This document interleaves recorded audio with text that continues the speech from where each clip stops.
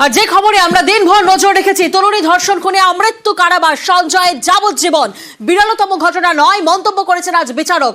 সঞ্জয়কে 50,000 টাকা জরিমানা বিচারকের, নিহতের পরিবারকে 17 লক্ষ টাকা আর্থিক সাহায্যের নির্দেশ দেন বিচারক অনির্বাণ দাস। তরুণী ধর্ষণ খুনে আমৃত্যু কারাবাস বিরলতম ঘটনা নয় মন্তব্য করেছেন বিচারক অনির্বাণ দাস এবং সঞ্জয়কে 50,000 টাকা জরিমানা বিচারকের, নিহতর পরিবারকে 17 লক্ষ টাকা আর্থিক সাহায্যের নির্দেশ দিয়েছেন বিচারক অনির্বাণ দাস।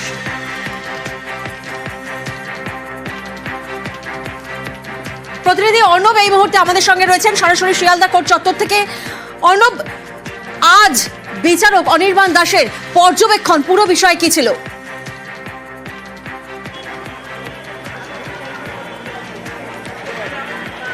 দেখো, বিচারক 3টে ধারায় দোষী সাব্যস্ত আগের দিনই করেছিলেন।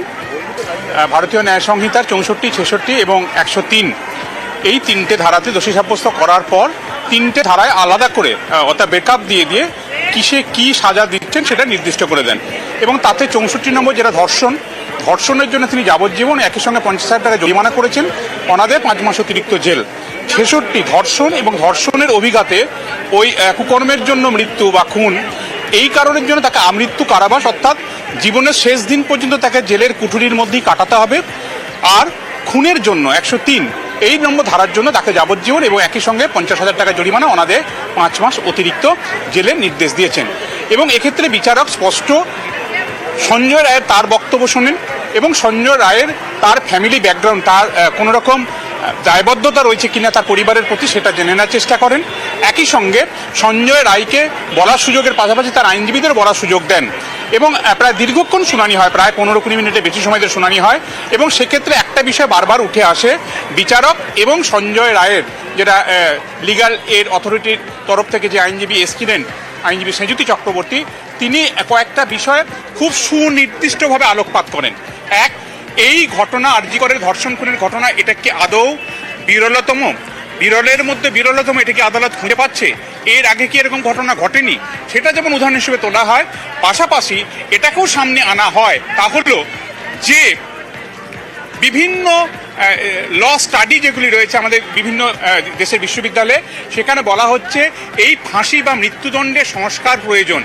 খুব প্রয়োজন না হলে, বিরলের মধ্যে বিরলতম এরকম কোনো পরিস্থিতি না হলে এরকম মৃত্যুদণ্ড দেওয়া যায় না। সেক্ষেত্রে বিকল্প সাজার কথা ভাবতে হবে। সেই বিকল্প সাজা কি হতে পারে? আমৃত্যু কারাবাস, যাবজ্জীবন।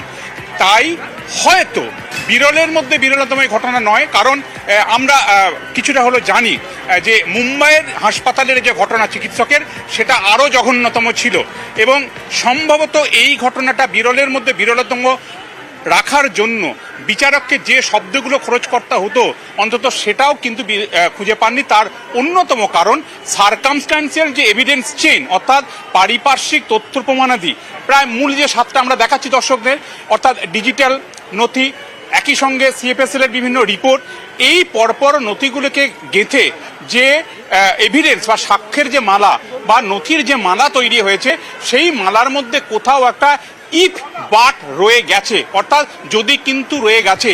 এই যদি কোথাও একটা সন্দেহ অবকাশ কিঞ্চিত 0.01% থেকে থাকে, তাহলে কিন্তু বিরলের মধ্যে বিরলতম বলা যায় না। তাই হয়তো বিচারক তিনি বললেন যে নথি, যে তথ্য, যে সাক্ষ্য প্রমাণ তিনি পেয়েছেন তার ভিত্তিতে আমৃত্যু কারাবাসের নির্দেশ দিচ্ছেন এবং একই সঙ্গে জরিমানার নির্দেশ। তবে যেহেতু হাসপাতালে মহিলা চিকিৎসককে ধর্ষণ খুন মামলা, আর এই নিয়েই তোলপাড় হয়েছে দেশ। শনিবার ধৃত সিভিক ভলেন্টিয়ার সঞ্জয় রায়কে দোষী সাব্যস্ত করে শিয়ালদা আদালত এবং আজ সাজা ঘোষণা। সঞ্জয় রায়ের যাবজ্জীবন। আমাদের প্রতিনিধি রুমেলা শিয়ালদা কোর্টের সামনেই রয়েছে এবং রুমেলা, আমরা দেখেছি সকাল থেকেই তুমি একেবারে পুঙ্খানুপুঙ্খ তথ্য আপডেট করেছো আমাদেরকে, নিউজ 18 বাংলার দর্শকদের, এবং এই মুহূর্তে সেখানকে যারা রয়েছেন, যারা স্থানীয়রা রয়েছেন বা সাধারণ মানুষ যেভাবে শিয়ালদা কোর্টকে একেবারে ঘিরে রেখেছেন, তারা কি বলছেন?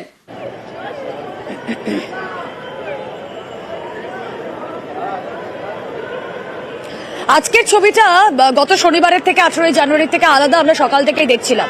ঠিক যেই মুহূর্তে সঞ্জয় রায়কে এখানে নিয়ে আসা হয়, এর আগে আমরা দেখেছিলাম শনিবার উৎসুক মুখের ভিড়, উন্মুখ মুখের ভিড়, কি রায় ঘোষণা হয়, দোষী সাব্যস্ত হয় কি না সঞ্জয় রায়, সেই জন্য সাধারণ মানুষের আমজনতার ভিড় ছিল। কিন্তু আজ সেই ভিড়টা নেই। আজ ভিড়টা নেই, তার কারণ হচ্ছে আজ গোটা এলাকা পুলিশে ছয়লাভ ছিল সকাল থেকেই। এবং আমার চারদিকে, যদি আমার সহকর্মীকে দেখাতে বলি বিপুলকে, যে আমার চারিদিকে এই প্রিজন ভ্যান এই মুহূর্তে দাঁড়িয়ে রয়েছে, ঠিক তার মাঝখানে দাঁড়িয়ে আমাদের এই খবর পরিবেশন, এবং এই প্রিজন ভ্যানের উল্টো দিকে সাধারণ মানুষের যাতায়াতের পথ, আর ওপারে শিয়ালদা স্টেশন, এবং সেখানেও কিন্তু একটা হিউম্যান চেন করে রাখা হয়েছে কলকাতা পুলিশের তরফ থেকে। প্রায় 500 পুলিশ মোতায়েন রয়েছে এখানে, ডিসি পদমর্যাদার আধিকারিক তারা তত্ত্বাবধানে রয়েছেন। এবং আর কিছু সময়ের মধ্যেই সঞ্জয় রায়, অভিযুক্ত সঞ্জয় রায়, দোষী সাব্যস্ত সঞ্জয় রায়, তাকে বের করে নিয়ে যাওয়া হবে। এবং আমাদের দর্শকরা যারা এই মুহূর্তে হয়তো নিউজ 18 বাংলা টিউন করলেন, তাদেরকে জানিয়ে রাখি, যেই বিচারের অপেক্ষায় গোটা দেশ ছিল, সেই বিচার কি পেল, সেই বিচার কি নির্যাতিতার পরিবার পেল? আসলে এই মুহূর্তে দাঁড়িয়ে অনেকের মধ্যেই একটা প্রশ্ন থেকে যাচ্ছে যে না, যাবজ্জীবন কারাদণ্ড নয়, হয়তো মৃত্যুদণ্ড হলেই জাস্টিসটা আসতো। আমরা বিভিন্ন জায়গায় কথা বলেছি, বিভিন্ন জেলায় নজর রেখেছি। আসুন না একবার সুপ্রতিম, আমাদের প্রতিনিধি যেখানে রয়েছেন সেখানে কথা বলি। সুপ্রতিম, এর আগে সাজা ঘোষণার আগে আমরা যে ছবি দেখেছিলাম, সেখানে আমরা দেখেছিলাম সিউড়ির মানুষ, তুমি কথা বলছিলে, তারা বলছিল বেশিরভাগ জন না, মৃত্যুদণ্ড হোক, যাবজ্জীবন কারাদণ্ড নয়। এখন তারা কি বলছেন, তুমি যাদের সঙ্গে রয়েছে? সঙ্গে যুক্ত যে এই যে আমৃত্যু কারাদণ্ড দিল বা জরিমানা করলো, না, আমরা খুশিও নয়, আমরা সন্তুষ্টও নয়। দেখুন, মেয়েটাকে কি ছেড়ে দেওয়া হয়েছিল? নিশ্চয়ই না। তাকে প্রাণে মৃত্যুদণ্ড কেন বল, তাকে প্রাণে মৃত্যু দেওয়া হলো। এরপর তাকে যে আজীবন কারাদণ্ড দেওয়া হচ্ছে, সে তো আর মৃত্যু পাচ্ছে না, সে বেঁচে থাকছে, এতে আমরা কেউই সন্তুষ্ট নই। আরও অনেকে থাকছে, তারা কি, আমরা কি করে বুঝবো যে আমাদের মতো মেয়েরা সেফ থাকছে? আপনি কি এই যে রায় দিয়েছে আদালত যে আমৃত্যু কারাদণ্ড বা যাবজ্জীবন থেকে আপনি খুশি? না, একদমই না। তাছাড়া এই ঘটনাটা একজনের পক্ষে, একার পক্ষে ঘটানো তো সম্ভব নয়। একজন কিভাবে এখানে দোষী সাব্যস্ত হয় সেটা তো আমরা ঠিক বুঝতে পারছি না। তদন্ত যাতে আরো ভালোভাবে হয় সেটাই আমরা চাই। আপনি কি এই যে রায়? খুশি নয়। আদালত যেহেতু আমৃত্যু কারাদণ্ড দিয়েছে, আমার মতো ফাঁসি হওয়া দরকার। আর কোশ্চেন হচ্ছে যে আমরা কি সেফ? তাহলে আমাদের মতো মেয়েরা কি সেফ আছে? এটাই বলতে চাই বেশ। অর্থাৎ প্রত্যেকে কিন্তু জানালো যে যে নির্দেশ দিয়েছে আদালত তাতে কিন্তু কেউই খুশি নয়। তারা কিন্তু প্রত্যেকে চেয়েছিলেন যে ফাঁসি, কিন্তু এই আমৃত্যু কারাদণ্ডের যে নির্দেশ তাতে কিন্তু খুশি নয়।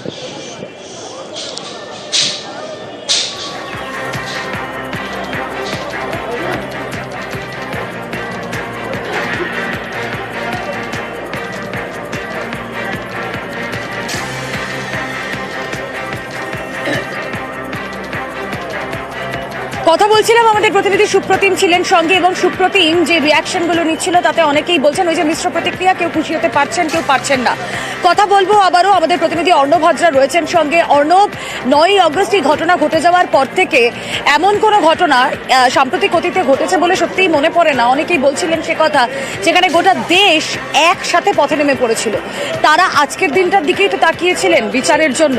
দেখো, নির্যাতিতার পরিবারকে আমরা দেখলাম সাজা ঘোষণা পরেও তারা এজলাসে থেকে গেলে। আমি এই পার্টটা একটুখানি বিশেষ করে জানতে চাই যে নির্যাতিতার পরিবার যে এজলাসে যখন থাকলেন, তারা কি বিচারকের কাছে অন্য কোনো আপিল করলেন, কিছু বললেন, কি চললো তখন?